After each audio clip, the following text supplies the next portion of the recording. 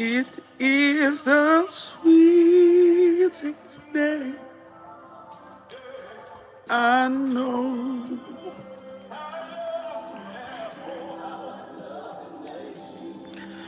I'm not gonna be out here long because I gotta get ready to go to work.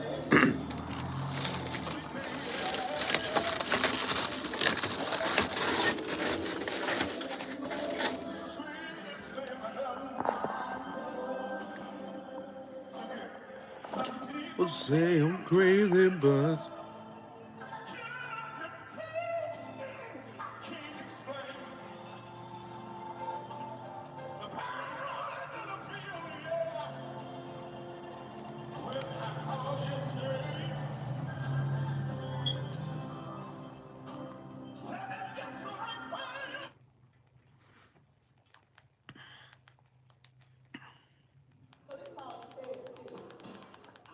don't know how to do it. Ooh, when he's gonna fix it? I only know, yeah, God's gonna make a way for me. I know He will do it. Victory. Oh, geez, I'm gonna drown myself.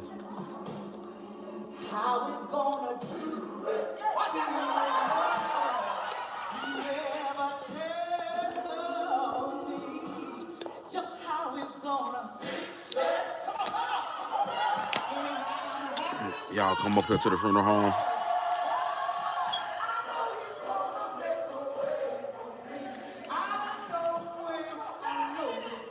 Do it. Good morning, good morning. Y'all put in the chat or you call who, I mean, not where you calling from. What state, what city you tuning in from. Fix it.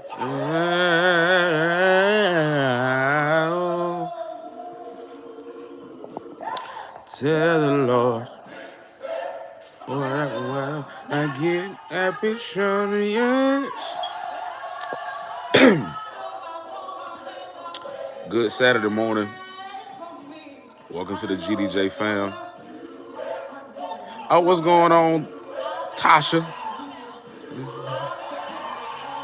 See, it don't tell me who comes in, so I don't know if I gotta wait for it to tell me or wait until y'all come in. You're the child of Lord. I gotta get up and get ready. I've been up out the house already. Just got back over here. I know He will. I know He will. Don't know how. Sure don't know when. But I'm gonna wait. I'm gonna wait. I'm gonna wait. Yeah, this Tasha. How you doing this morning, my sister? While I'm waiting. While I'm waiting. Do it for me. Do it for me. I am still tired. I got a late night call. I went to sleep probably around 3 o'clock, got back up at 6. So I gotta be in position by 10:30. Got a doctor's appointment at 8:45. Oh, y'all like the fishing? Y'all about to start fishing, Tasha? What's up, Ghostface?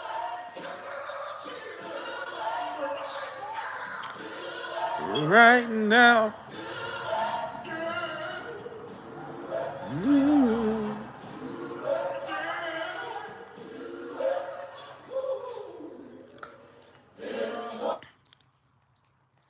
Okay. I'm gonna try to be on, Tasha. I gotta go to a doctor's appointment, but I'm gonna have my headphones in this morning.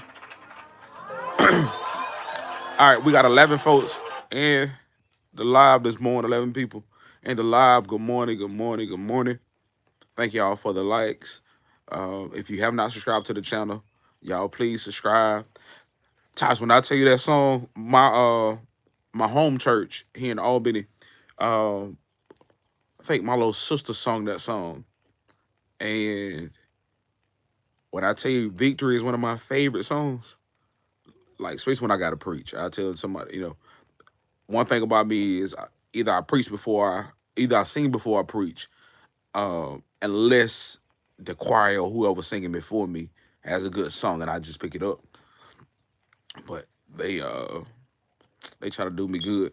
So if you're in the Georgia area, Southwest Georgia area, uh, I got to get my sermon together for tomorrow. I got to preach tomorrow uh, at one church and then go pick up my boys. And then next Sunday, I'm preaching for a youth day at somebody else's church.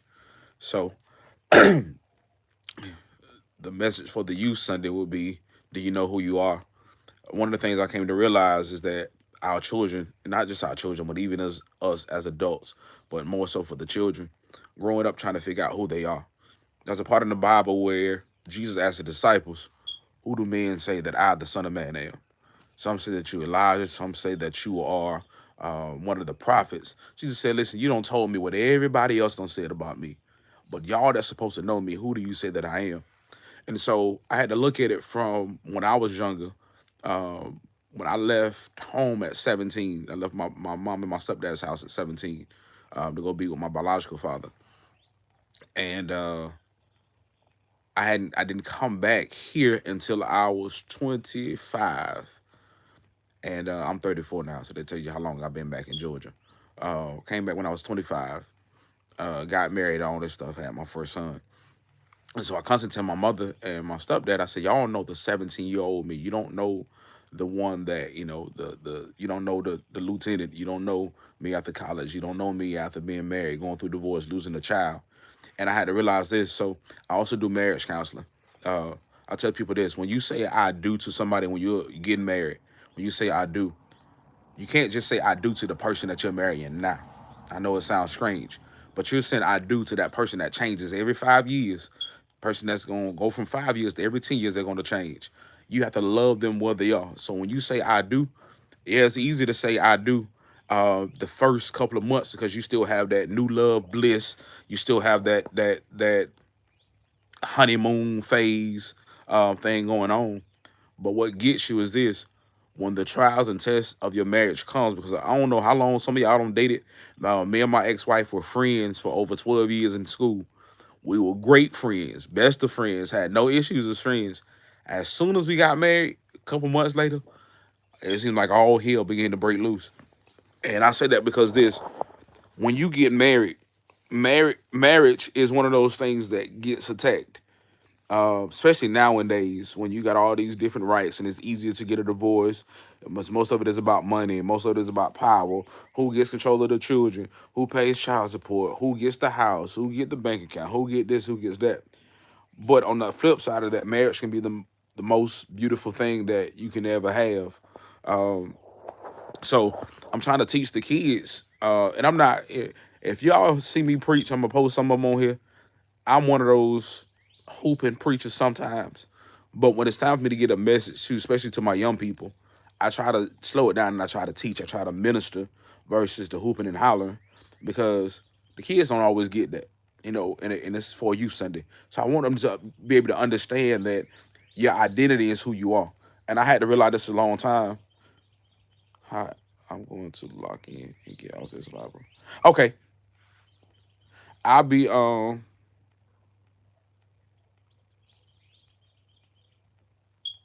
gonna I'm gonna be on here long because I said I gotta be to appointment at 8:45, and luckily it's right around the corner, and I'm on a motorcycle today, so I ain't gotta be in the truck.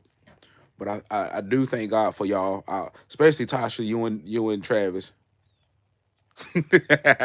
You and Travis really have inspired me to get back into social media, posting more videos. I did the TikTok thing, Facebook thing, got paid from all that, but with my schedule, I don't always have the time. But my thing with the youth is this: they have an identity crisis.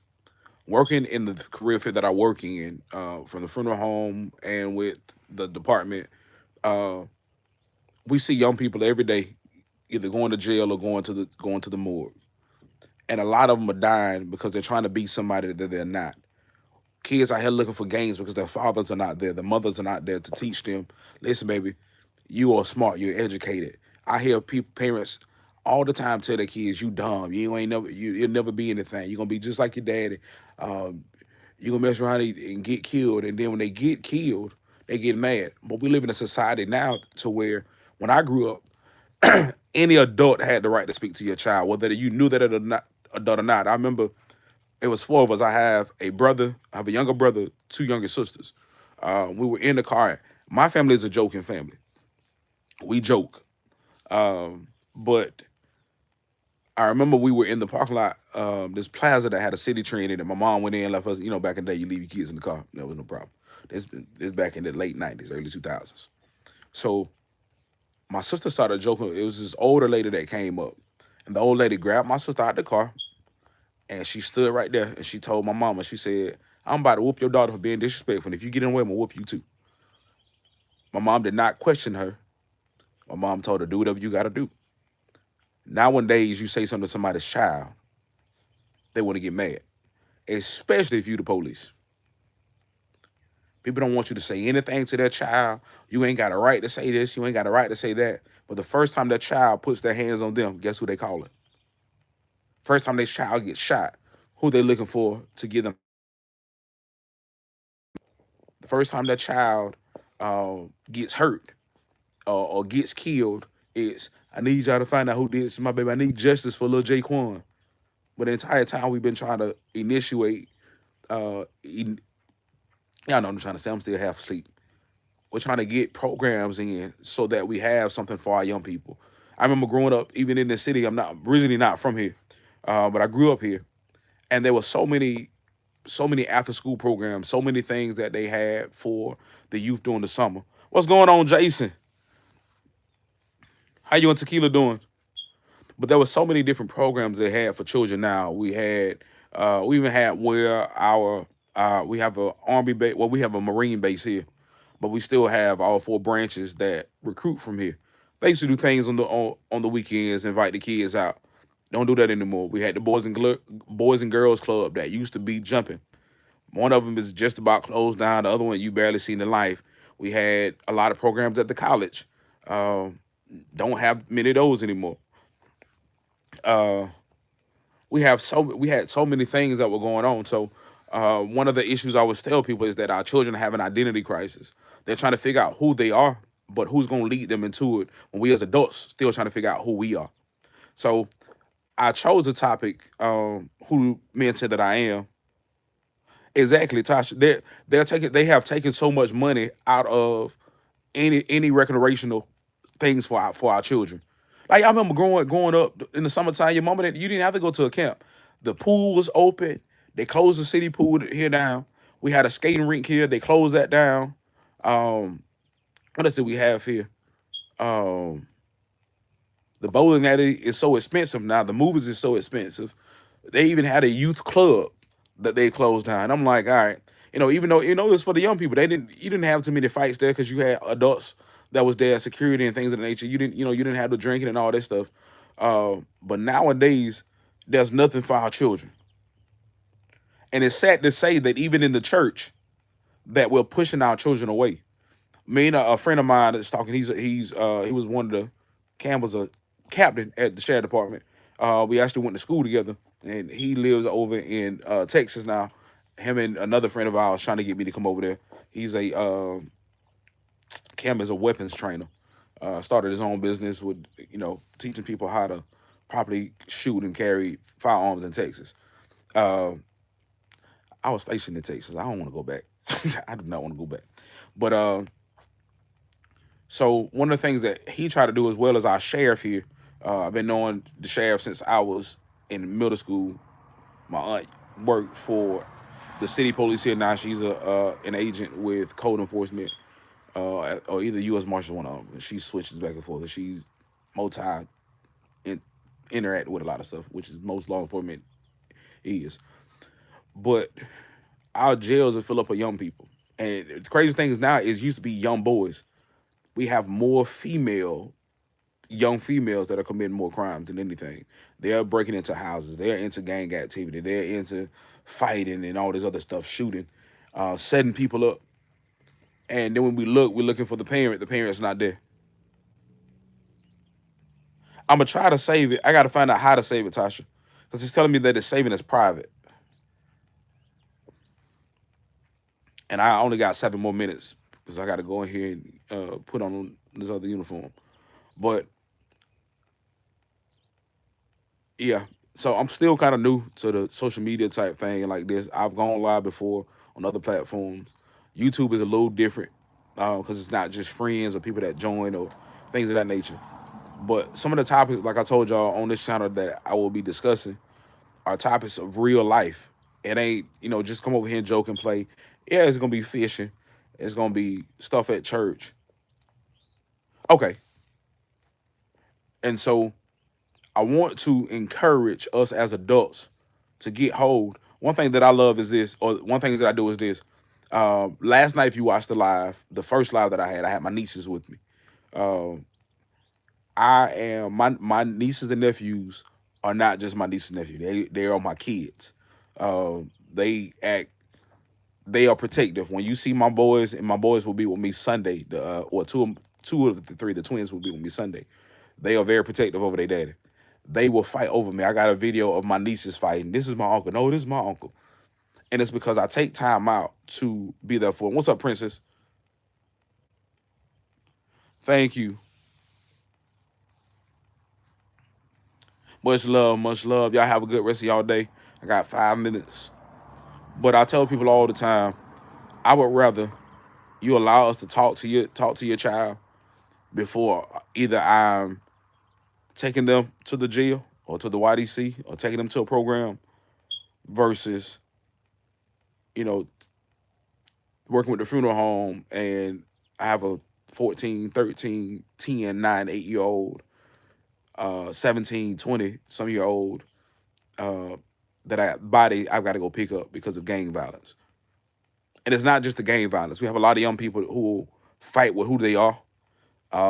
And we have our suicide rate is at an all-time high with our young people because most of them don't feel like they're accepted. Most of them don't know, like I said, they don't know who they are. And so when you have people that don't know who they are, you have a state of confusion. You have a state of depression is just high. Um, exactly, Jason. They don't even have shop classes anymore. A lot of programs in the school they have taken out. They have defunded the public schools so much. Like I said, there's nothing. Exactly. We push college. We push college. Some of these kids just need to learn a skill. I'm glad that so my high school down in Florida, we had a law enforcement class. And so it was directly tied into the sheriff department there. And they had a program that we were actually tied into it. And so um, kind of helped everybody out. But I know that y'all about to jump on Tasha and Travis's live, and I'm about to head over there too. But God bless you, God keep you. It's my prayer.